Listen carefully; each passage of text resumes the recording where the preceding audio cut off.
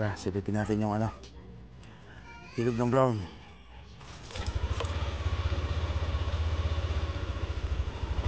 Let's go!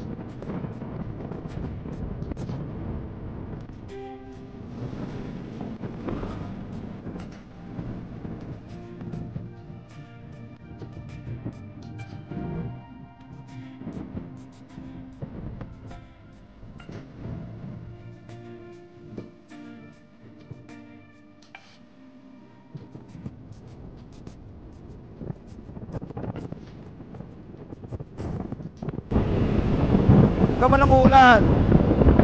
Kaya ka na umulan pagkatapos ko.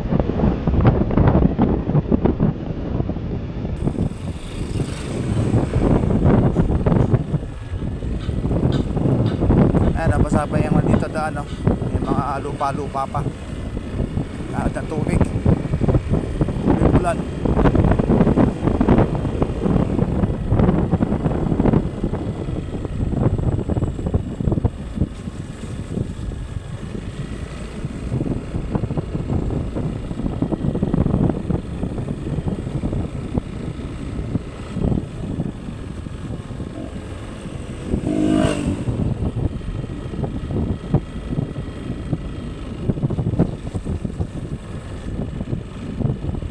Nakapaligiran, no? Nakabundukan, no?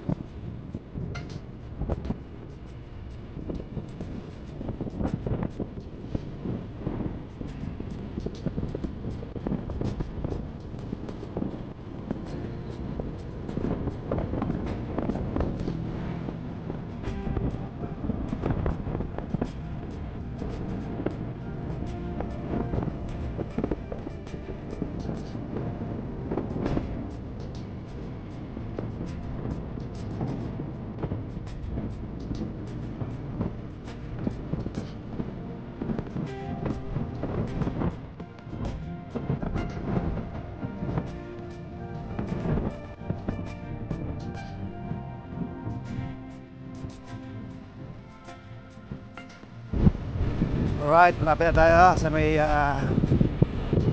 kulay ng brown. Masisirain natin kung ano ang naging resulta naging ng pangyayari sa 3 araw ng pagulan. Krising ba yung bagyo?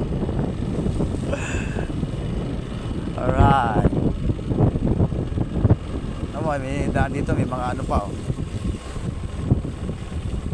nakita meron ng balong na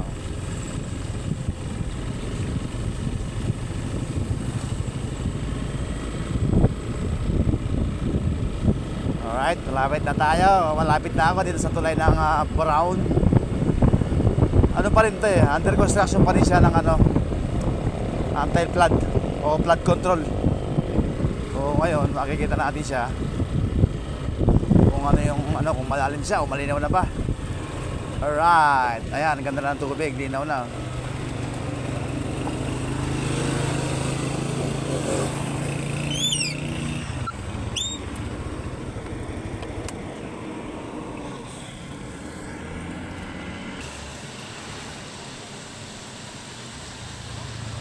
Okay, yung project na dito, yung flood control, halos hindi pa siya tapos. Yung gilid na yan, merong daan yan. Ayan, nililigo, ayan o. Ayan siya.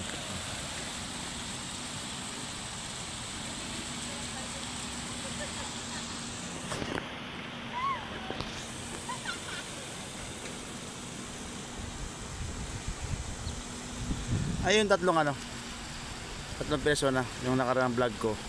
Dito kitang kita, ayan o. Yung grotto.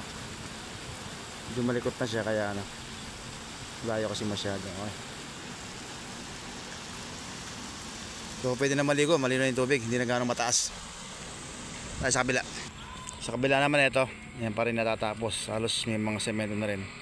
Bali na lang yan, lupa na lang nakakalat, pero tapos na yan. Ganda oh. Ano po, may ng bato.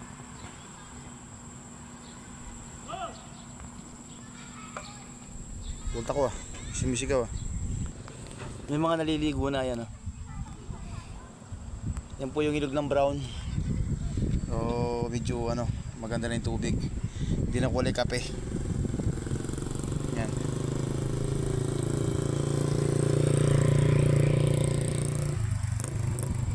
Kung nanood kayo ng mga video ko, dyan ako nagkakarwas sa may tao na yan.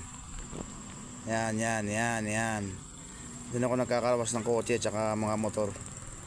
Yung lugar na yan. So ngayon malalim siya ngayon. Halos ilang metro yung dinagdag niya. Siguro mga 6 o 7 metro yung dinagdag ng tubig na linawak niya ngayon. Kasi malapit na dati doon sa kabila yan. O yan.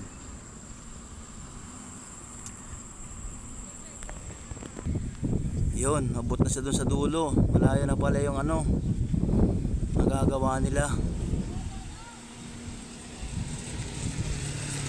Yan, shoutout po sa mga gumagawa rito sa flood control. Salamat naman at naayos naman yung yung gilid ng ilog at okay na siya. Tapos meron pa siyang na daan papunta rito sa gilid. Tingnan niya, may daan yan ayan Ayan, ang daan po yan sa gilid. So yung mga tao nagja-jogging, pwede sila mag-jogging dyan. Ang ganda Ayan, hanggang doon. Hindi ko lang kung saan tatagos to. Tatagos ng to sa may ilog sa kabila. Ayan, yung upload ko kaninang umaga. Ito yung kadugtong nun. Papuntang tulay ng Sibol. Ayan, siguro mga 3 hanggang 4 na kilometro pa pag magbabay ka dito sa may ilog. Tansya ko lang umuwi na. Dito naman sa kabila, ayan daan. Yun.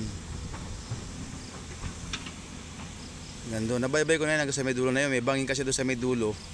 Yung pinaka binubungguan ng tubig, bigla liko siya. Yan. Nabaybay ko na hanggang doon. Kung meron po kayong kung sumusubaybay po kayo sa mga upload ko, meron po itong nauna pa na ginagawa pa to. So ngayon malaki na yung paano nangyari o natatapos nila. So soon magandang tingnan to hanggang sa may madlom. Next po natin yung madlom bukas, o next ko po yung madlom kung gaano kalinaw yung tubig. Hindi ko po na ano to na video anong kasagsagan ng bagyo o kalakas ng tubig dito kasi talagang malakas po yung ulan. Ngayon may naliligo na, ayan sila oh. Oh. Ano?